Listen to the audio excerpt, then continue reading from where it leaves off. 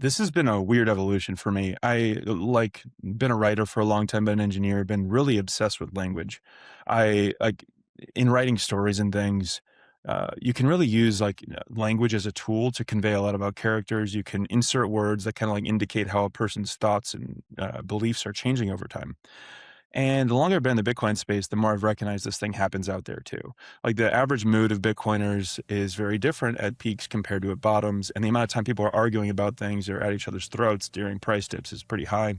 I think people mostly like intuitively recognize this and have experienced it.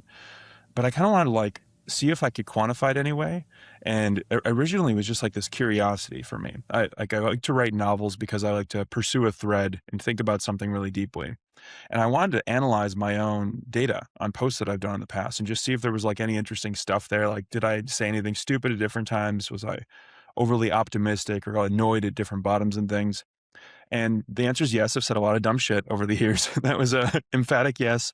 But what was really interesting is that I actually was able to really tightly correlate like moods that I'd had over time and stuff with like Bitcoin price enthusiastic uptrends. I was like, wow, this is really interesting. And I wanted to keep pursuing it. So I started doing it for other accounts too. Like Michael Saylor was the next one, just doing large ones, and found surprising dynamics where he like would really get optimistic before there was news out there on MicroStrategy or something like that, where he wouldn't convey anything. He'd have to be really close to chest with the words that he chose. But like sometimes the mood leaks into your language in interesting ways. And I really want to see if I could with like engineering tools and data analysis tools and AI evaluate these? And the answer was yes.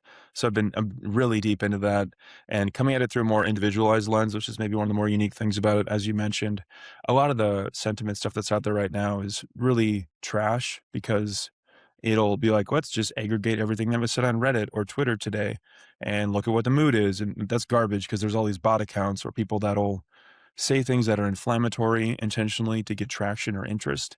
So I took it through the total opposite lens where I'm like, let's look at individuals that I think are like legit Bitcoiners who I know personally. I know they're real. I know they're like relatively high signal. They've been around longer. They've been around shorter, various things, and look at them on a more individualized basis. And then like look at different cohorts of them. That's just super high level, but it's been like this crazy thing where I've kind of started pulling on this thread and it's just compounded, and turned into this wildly fascinating project that I've been just completely obsessed with. Amazing. Couple questions. When you talk about these other sentiment analysis tools, are you talking about like fear and greed index, things like that? Are there other ones that you look at where you say, because the fear and greed's like that's the one at least I know and probably most people know as like, yep, that's the sentiment index, right? Are there other ones, or is that kind of the primary one that you look at with regard to Bitcoin? There's so much of this. One thing that's the main one I was referring to, but one thing I realized as I got deeper into this is that like hedge funds behind the scenes have these tools all the time and are scraping all these things and have their own sentiment analyses and numbers that they're using in this kind of stuff. Um, and I realized I kind of like accidentally stumbled into methods that some of these like hedge funds are doing really quietly. And I'm just like putting them out there right now for Bitcoiners currently. But there's a lot of different ways to measure sentiment. Like sentiment's a super loaded word. Um, in the fact that like we all like will reference like current Bitcoin sentiment, but there is so much more granularity to that than I originally even thought when I started investigating this. And the one a phrase I've kept using to describe it is kind of like the analogy of like this is water, like you're swimming in this thing all the time, you're kind of blind to it. Like everything and every opinion that you have kind of exists within this broader like sentiment that exists out there. Every time you engage with a Bitcoin, every time you listen to a podcast, every time you read something on Twitter, it's through the lens of like what broader people are feeling at the time. And people do brilliant jobs. Like James Check is just fantastic. Like I've learned so much from him with the on-chain analysis and the like tracking of actual UTXOs. And like I was so inspired by that. But because of my background and being so interested in language, I wanted to see if I could do similar things, but look at the actual words and narratives people were using over time and see how beliefs evolved. So that was kind of like one of the high level ways I started doing that. And it actually ended up being pretty fruitful. I find this super, super interesting. I want to know, as you said, you started analyzing yourself and you were looking for other kind of key people that, you were, I guess, following already, people that are, high signal in the Bitcoin arena. But so this this is not necessarily aggregation of a bunch of people. This is more individualized, or do you also then aggregate the individualized analyses as well? Yeah, so this is where it got really interesting. I originally just started doing on a few people, like ones that I theorized might be high signal or whatever. But then I would actually look at like how much was their language optimism increasing over a duration of time. Because basically what you do is you throw every single thing they've ever said on Twitter into a AI model that Oh looks at boy. I'm yeah. thinking about my own now, and I'm like, oh boy. But I'm Yeah. always cautious to share stuff because it's like I feel a little bit creepy going through people's things. So I've been pretty like It's public though, like we all said it at some point, right? and then from that baseline, see like if the optimism levels are higher or lower than their average thing they put out there. And I originally did this just for myself, but then I like had some people that have been like relatively high signal in the past. One who I've talked to that I've previously even did a video on was a guy named Stack Hodler. He's a Swiss guy. A lot of people Love follow him. Stack. Brilliant. I originally pursued that because he's a very good writer, which is why I was very interested. So there's like tons of text to go through, and you can really get a sense for his mood over time. And found out that he was crazy high signal. Like he was disproportionately optimistic when price was way down, and kind of pessimistic when things were up. And it was just a really useful thing. Where like, okay, this person is clearly like not just going to bull post at the top, which again, like I just want to keep framing this with like, I do this. I have done this. Like I am not like some like visionary, like that guy who understands what's going to happen in the market perfectly. I wanted to pursue this to like kind of resolve my own delusions and kind of get a better, more holistic view of like what the general vibes were out there. So people like him were really useful. I also done like the inverse of like people that are just new to Bitcoin. Like how are they responding comparatively to these people that have been here longer? And look at the times when those have deviated over time.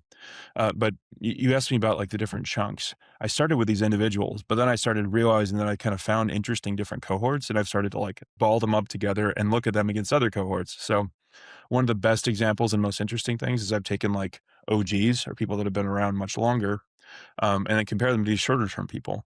It's kind of a similar thing to what happens like with the long term holders versus short term holders. Kind of that similar idea where you could watch if there's deviations between the two cohorts. And like even as of right now, one of the interesting things is that your average uh, like older Bitcoiner is significantly more optimistic in the language that they're using than these newer people that are just coming into the Bitcoin market, which is super interesting. These people are like disproportionately afraid. The newer ones and the OGs seem to be like weathering this, and like we've been here before. We've kind of recognized this, and I thought that was really interesting. And again, it's kind of helped me I feel have a more balanced viewpoint of where things are at. Like I'm not a trader. I'm not day trading on this stuff. Right. Just like wanted to see what was here and form a more accurate worldview or Bitcoin view because of that. Okay, there's so much stuff I want to dig into here. A slight digression, but just you mentioned Check, James Check, and he's agree. He's like that's my quant. You know what I mean? Like he's fantastic. People should check out. He's come on the show a bunch. He's got a great newsletter. Go check out James Check, Check on Chain if you haven't already. And because he's also very like he's got his Check the Analyst and Check the Hodler. And I'm curious in terms of these different cohorts you're looking at, these different data sets that you're looking at, these different sentiments, have you tried kind of overlaying some of that onto some of the analysis that he does from the on-chain perspective, just to see, because you mentioned the kind of short-term holder, long-term holder, like some of these, the OG whales versus the people who are currently, in the red because they just bought 6 months ago. Have Mm. you overlaid any of that at all at this point? I'm getting there, but I Okay. I tried to emulate what he did in a different manner. Actually, this is when I Yeah. haven't even put anything out with this really yet, but it was one of the most another just thread I wanted to pull on and see if anything was there. So I took every single user I have in my system and I looked through every single tweet they'd done for instances of talking about Bitcoin price ever over time. And then I graphed every single one of those on a chart. So you can see like the levels that people talked about Bitcoin over time and how it relates to the Bitcoin price. So you can see like when we were chopping, like that summer of 2024, I believe, like people were really like, you could really see them talking about these lower bounds. And then when we were at all time highs, people started talking about like 200K and 500K and all these crazy levels. And then now people are talking about like lower things again before this. And now they're like, you can just like actually see on the same kind of interface that Check looks at, the same similar visualization, like the specific price levels that people talked about. And some of them are these price levels that he's also found with like short-term holder cost bases and these kind of things, because those just naturally show up more in people's tweets when they're thinking about these numbers. So that was cool. And I also did a similar style where I looked at different cohorts and saw what price levels they were talking about over different time periods. And that was kind of interesting too.